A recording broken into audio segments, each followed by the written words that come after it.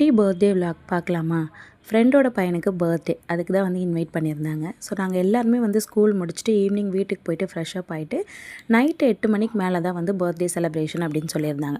So அதனால் ஹஃபியும் பார்த்திங்கன்னா நான் டியூஷனுக்கு அனுப்பிட்டேன். அவன் டியூஷன் முடிச்சுட்டு வந்ததுக்கப்புறம் அவனையும் கூட்டிகிட்டு வந்தாச்சு. இவர் தான் வந்து பர்த்டே பாய். குட்டீஸோடு பார்த்திங்கன்னா நல்லா ஜாலியாக என்ஜாய் பண்ணிகிட்டு இருந்தோம். யார் சின்ன பசங்க யார் பெரியவங்க அப்படிலாம் தெரில.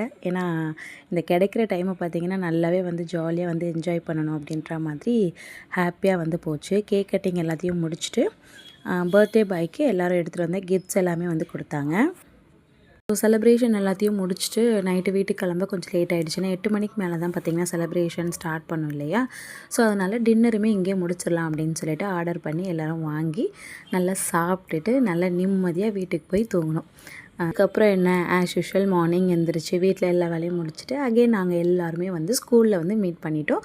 குட்டீஸுமே பார்த்திங்கன்னா ஸ்கூலில் மீட் பண்ணிக்கிட்டாங்க. எப்பயும் போல் லைஃப் ஒரே மாதிரி போகும். கிடைக்கிற இந்த மாதிரி குட்டி குட்டி மூமெண்ட்ஸ்லாம் பார்த்திங்கன்னா ரொம்பவே ஜாலியாக ஹாப்பியாக வந்து செலிப்ரேட் பண்ணணும். தேங்க்யூ.